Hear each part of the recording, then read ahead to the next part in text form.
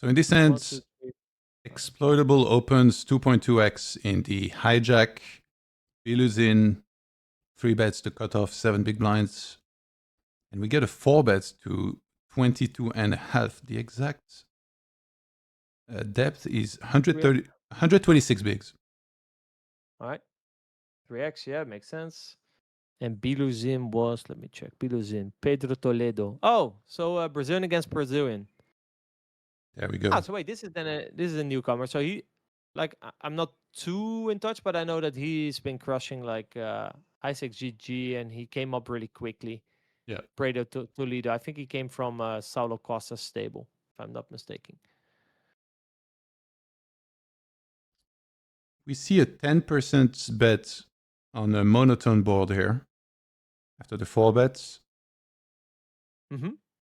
And Again, like same logic as all the other hands, right? You're trying to pick a sizing that makes it tough for your opponents to play against. And basically, he now has to, let's say he has, I'm going to throw something out there. I don't know if this is true. Let's say he has 6, 7 of clubs. He might have to float that sometimes, but I could be very wrong here. I'm saying some weird stuff now. But I wouldn't be surprised. so we knew about the psi call. Now we have the psi float. Yes. So again, like let's say, for example, let's say someone jams here. I have a very, very easy life, right? You just call with high equity hands and fold low equity hands.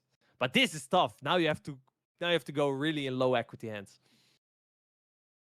It's funny because like I feel like to an inexperienced player, like somebody that doesn't know about poker, they probably would think that jamming is like the hardest thing to face. But as you mentioned, it's kind of the opposite, right? Like somebody jams, it's like, well, you could just call really strong pretty much.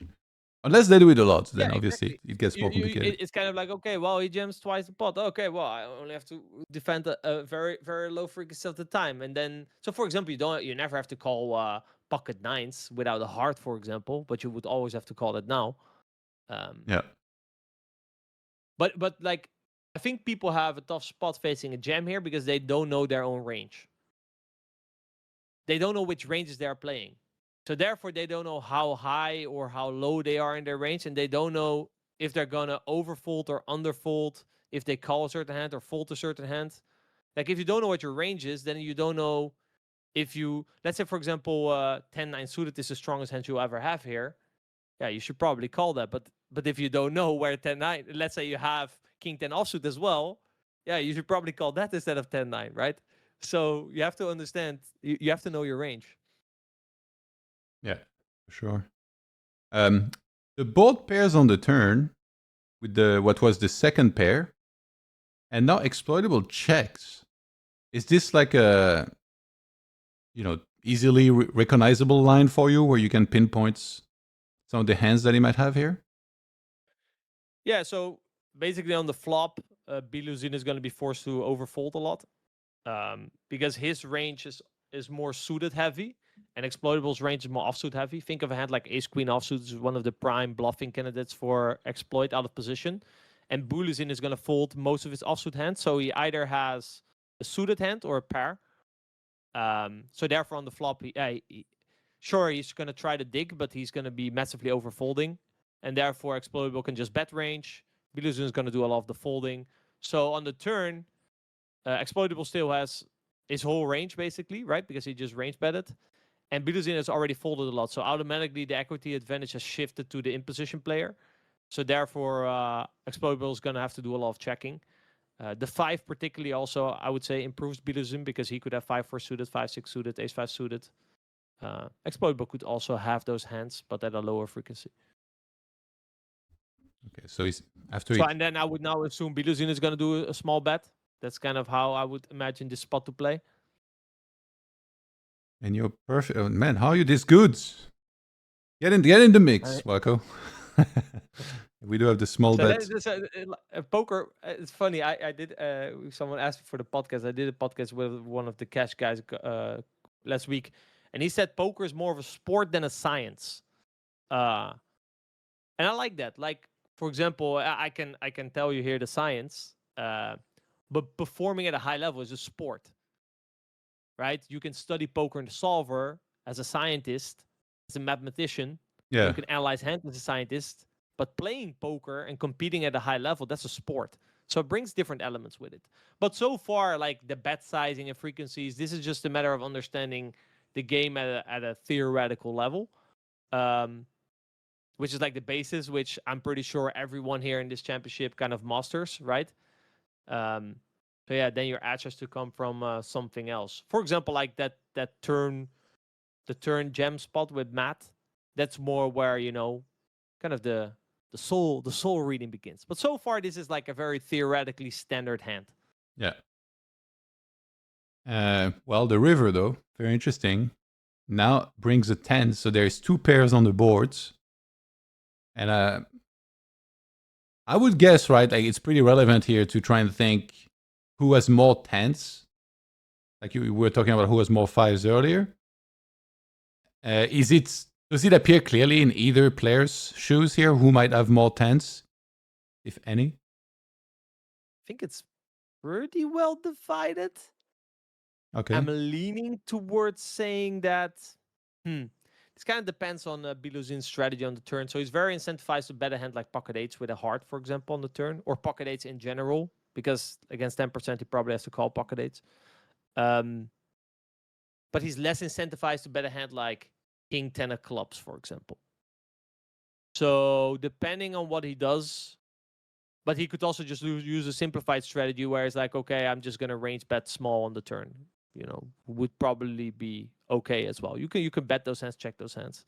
But exploitable could definitely have a hand like king 10 suited, queen 10 suited. These are like some very plausible 4-bet bluff candidates. Biluzin could have a hand like 10-9 suited, 10 jacks. It's divided. Could exploitable have, say, for example, kings and Biluzin aces? Yeah, that's both still very, very plausible. But I would say exploitable is gonna do quite some raising on the turn with pocket kings. Okay. Like the way the turn is gonna play, he's gonna check a lot, then Biluzin is gonna play small a lot, and then he's gonna raise small a lot. So yeah. Exploitable's range is probably quite weighted towards ace king or ace queen with a heart, but that could also raise the turn. Yeah, not 100% sure. And then so he exploitable checks river, Biluzin jams, and we end up seeing a call, and we have. What would be the bluff here of Biluzin? Huh.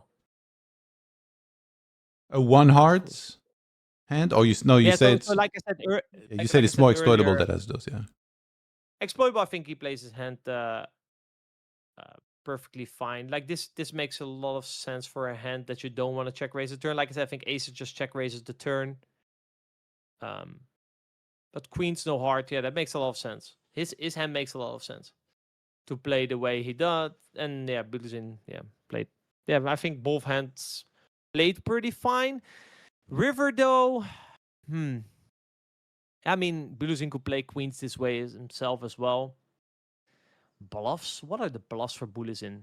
Should he probably bluff something like, I guess ace 4 suited could be a bluff? Huh. What would he need to bluff? I'm curious if he would need to bluff. No, he's not going to bluff a pair.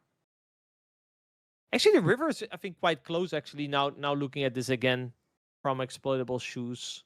Because he will sometimes pair up. I don't think Biluzin is going to jam jacks. What is the bluff of Biluzin?